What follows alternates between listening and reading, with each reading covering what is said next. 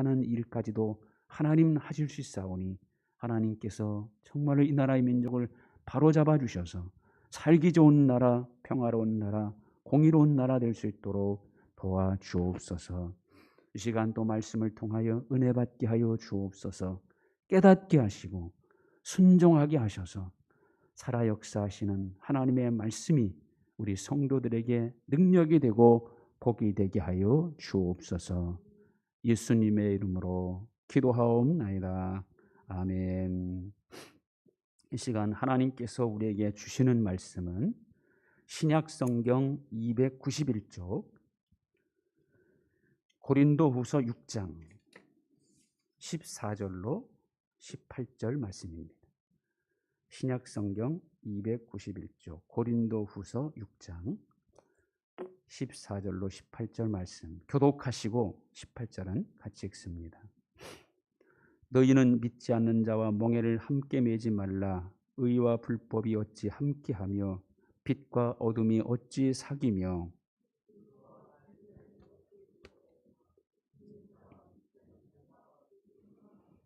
하나님의 성전과 우상이 어찌 일치가 되리요. 우리는 살아계신 하나님의 성전이라.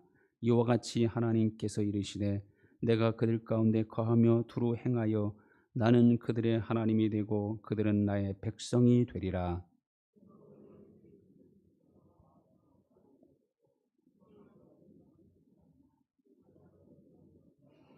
너희에게 아버지가 되고 너희는 내게 자녀가 되리라. 전능하신 주의 말씀이니라 하셨느니라. 아멘. 미국 콜롬비아 대학의 한 교수가 젊어지는 비결 72가지에 대한 책을 출간했는데 그 내용들 가운데 우리가 쉽게 실천하기 쉬운 3가지만 소개하겠습니다. 첫째는 매일 양치질을 열심히 하면 6년이 더 젊어진다고 합니다.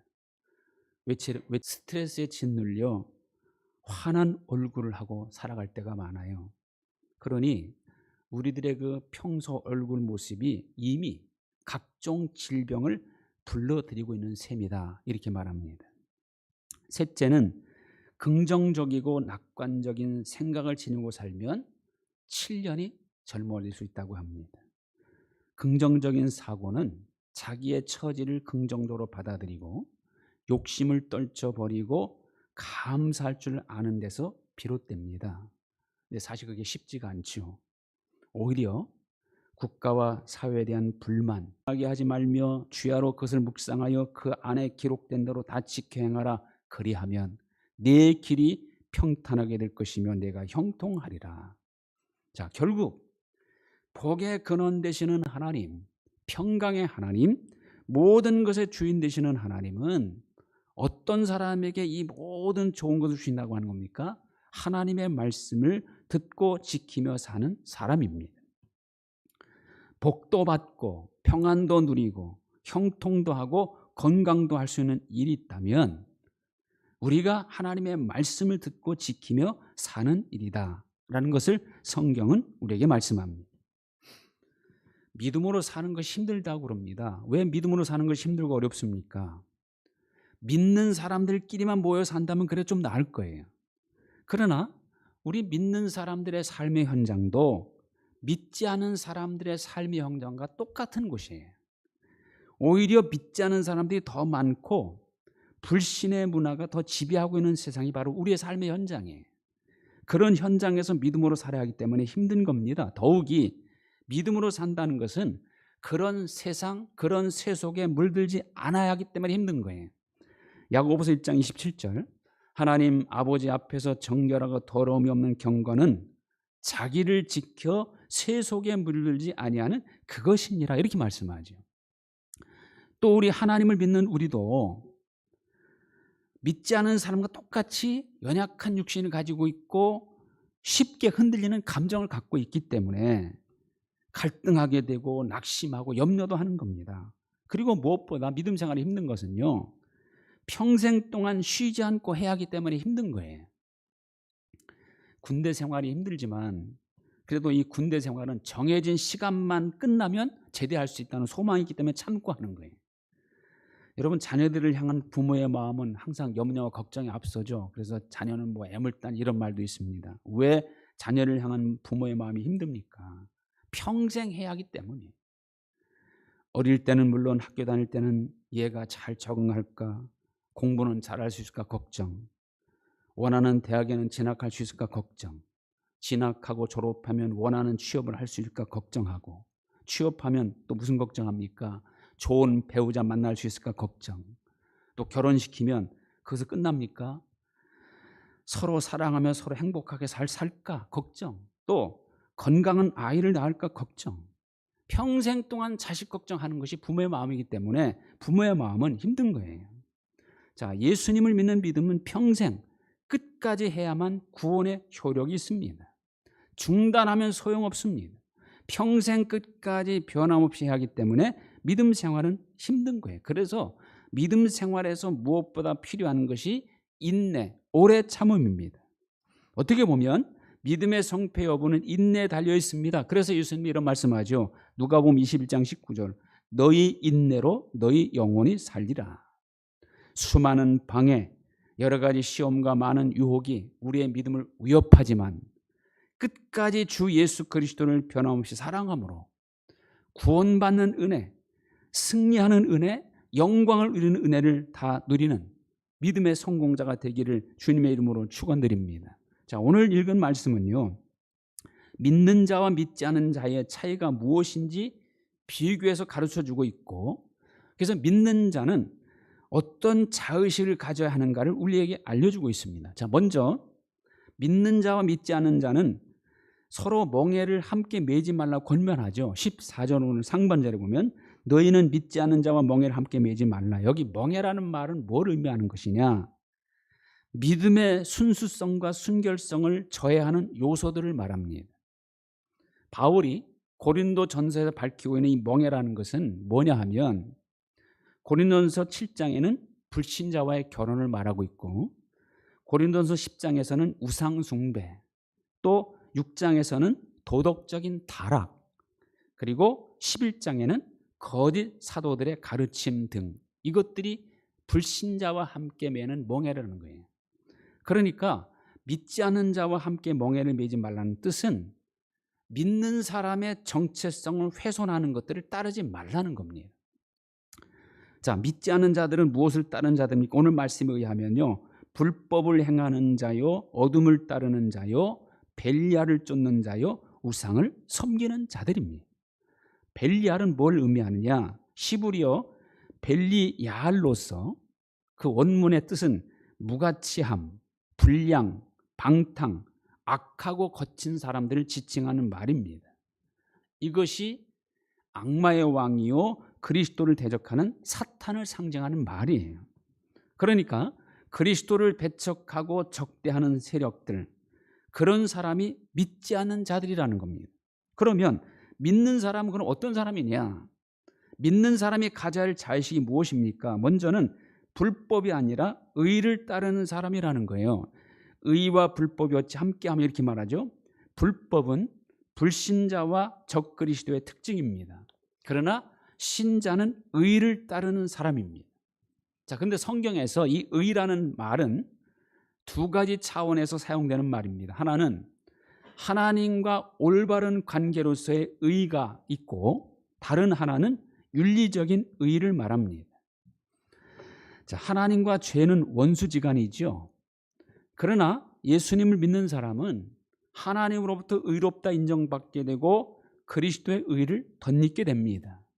로마서 3장 22절, 예수 그리스도를 믿음으로 말미암아 모든 믿는 자에게 미치는 하나님의 의인이 차별이 없느니라.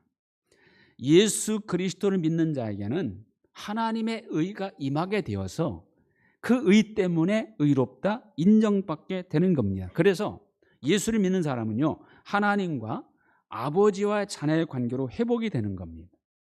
예수님이 십자가에 죽으신 목적도 뭡니까? 우리의 죄를 제거해 주기 위함이에요. 죄가 있는 채로는 하나님과 함께 할 수 없습니다. 그래서 예수님께서 우리의 죽으셨기 때문에 우리의 죄는 용서가 되고, 우리로 하여금 깨어있든지 자든지 예수님과 함께 살게 된 거예요. 자, 근데 오늘 여기 이 말씀에서 말하는 의는 이런 하나님과 관계로서의 의가 아니라 윤리적인 의무로서의 의를 말하는 거예요. 그러니까 예수를 믿는 사람은요, 이미 믿음으로 인하여 하나님과 관계가 회복되었어요. 의롭다 인정받았습니다. 그러므로 이제는 하나님이 원하시는 삶을 살아야 한다는 겁니다. 그 하나님이 원하시는 삶이 바로 의를 따르는 삶이라는 거예요. 올바른 길, 바른 길, 합법적인 길을 따르는 것이 의미입니다. 그렇다면 가장 옳고 가장 바른 길은 어떤 길입니까? 하나님의 말씀이 인생의 교과서요, 가장 가치 있는 삶의 지침이죠. 그러므로 하나님 말씀에 합당한 합법적인 삶을 사는 것이 가장 옳고 바른 의를 따르는 사람이라는 거예요. 그래서 예수 그리스도를 믿는 사람은 이런 의를 따르는 사람이다 하는 겁니다. 자, 두 번째는 믿는 사람은 어둠이 아니라 빛으로 사는 사람이라는 거죠. 참 빛은 예수님입니다. 그러므로 예수님을 믿는 사람은 당연히 예수님의 말씀과 모습을 자기 삶을 통해 드러나게 되어 있어요. 왜? 예수님과 하나 되었기 때문에, 예수님과 연합되었기 때문에 당연히 이제는 자기 것을 버리고 예수님 것으로 살아가게 되어 있다는 거죠. 그러다 보면 결국 예수님의 향기를 바라게 되어 있고 예수님을 바로 소개하는 그리스도의 편지로 살게 되어 있는 겁니다. 그리고 빛의 열매를 맺게 되어 있어요. 자, 빛의 열매는 뭡니까? 에베소서 5장 8절에 보면 빛의 자녀들처럼 행하라. 빛의 열매는 모든 착함과 의로움과 진실함에 있느니라. 오늘 우리가 빛을 따르는 사람이라고 한다면 우리 믿는 사람들은요, 여기 말씀하는 것처럼 착하게 살아야 합니다. 의롭게 살아야 하고 진실하게 살아야 합니다. 이것이 믿는 사람의 특징이에요. 그리고 세 번째로 믿는 사람은 벨리알을 쫓는 사람이 아니라 그리스도를 쫓는 사람이죠. 자, 믿지 않는 사람은 벨리알, 다시 말하면 그리스도를 대적하는 사탄의 세력을 쫓아가는 사람들이지만 우리 그리스도인은 그리스도를 쫓는 사람입니다. 그리스도와 함께 사는 사람이요, 그리스도의 말씀으로 사는 사람이요, 그리스도를 의지하며 사는 사람, 그래서 그리스도의 영광을 드러내는 사람이라는 겁니다. 자, 우리 예수님께서 제자를 부를 때 어떻게 부르십니까? 너희는 나를 쫓아라, 나를 따라오너라. 그리하면 내가 너라면 사람 어부가 되게 하라 말씀합니다.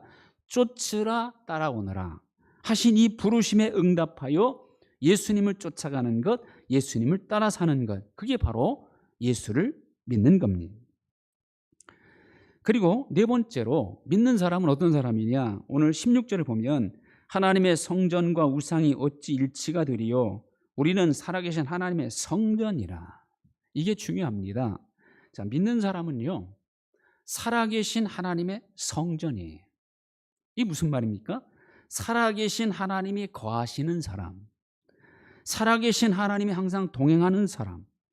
그래서 믿는 사람을 가리켜서 걸어다니는 하나님의 성전이라 이렇게 말하는 거죠.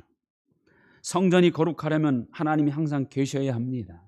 하나님이 계시기 때문에 거룩한 성전이, 아무리 화려하고 웅장하고 멋있는 건물이라 해도 그곳에 하나님이 계시지 않는다면요, 결코 성전이 될 수 없습니다. 비록 초라하지만 그곳에 하나님이 계신다면 그곳이 바로 거룩한 집이요 성전이 되는 겁니다. 제 아무리 능력이 많고 똑똑하고 잘났었고 멋있어도 하나님이 함께하지 않은 인간은 결코 성전이 될 수 없습니다.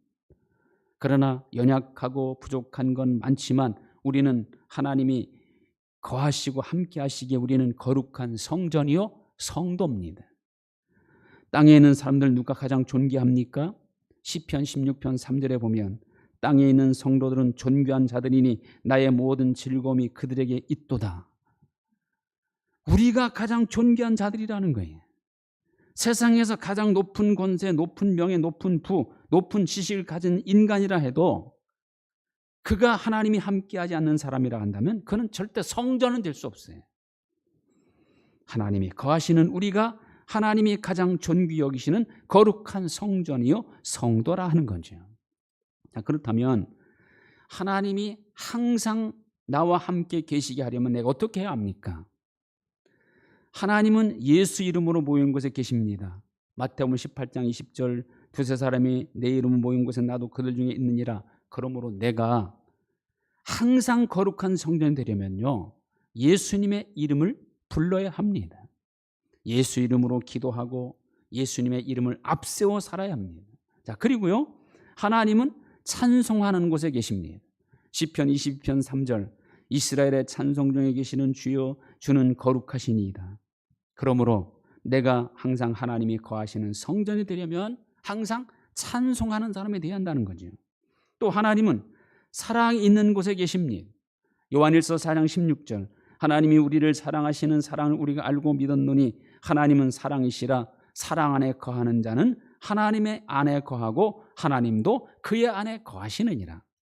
그러므로 내가 항상 하나님이 거하시는 성전이 되려면 사랑해야 합니다. 미움이 있는 곳에는 하나님이 계시지 않는다는 거예요.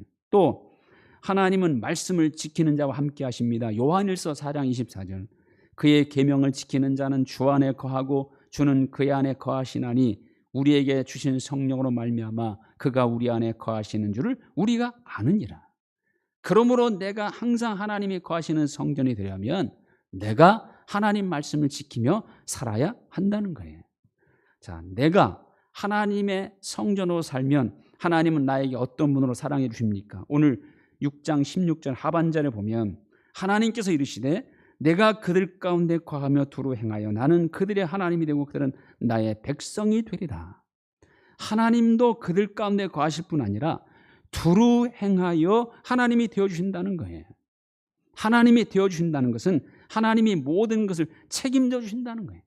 두루 행하여 하나님이 다 책임져 주시겠다는 거죠. 또 18절에 보면 너희에게 아버지가 되고 너희는 내게 자녀가 되리라. 전능하신 주의 말씀이니라. 하나님은 나의 아버지, 나는 그분의 자녀가 되게 해주신다는 거예요. 하나님의 자녀가 되는 것은요, 권세를 누리게 된다는 겁니다. 하나님의 자녀된 권세가 무슨 권세입니까?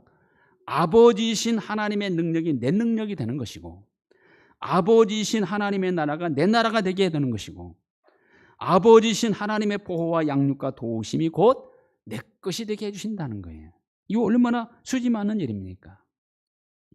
믿는 사람은 의를 따르는 사람이고, 믿는 사람은 빛으로 사는 사람이고, 그리스도와 함께 그리스도의 것으로 사는 사람입니다. 그리고 항상 살아계시는 하나님이 거하시는 성전의 모습으로 살아가는 사람입니다. 그런 점에서 여러분은 진정 믿는 사람입니까? 하나님 감사합니다. 예수 그리스도를 믿게 하시니 감사합니다. 그러나 아직도 믿는 사람으로서 합당하지 못한 그런 모습으로 살 때가 많습니다. 다시 한번 믿는 사람은 어떻게 사는 사람인지를 오늘 말씀을 통해 깨우쳐 주셨사오니 믿는 사람으로 합당하게 살아갈 수 있도록 도와주옵소서. 의를 따라 살게 하시고 빛 가운데 살게 하시며 언제나 주님과 연합하여 살게 하시고 살아계시는 하나님이 항상 거하기에 합당한 거룩한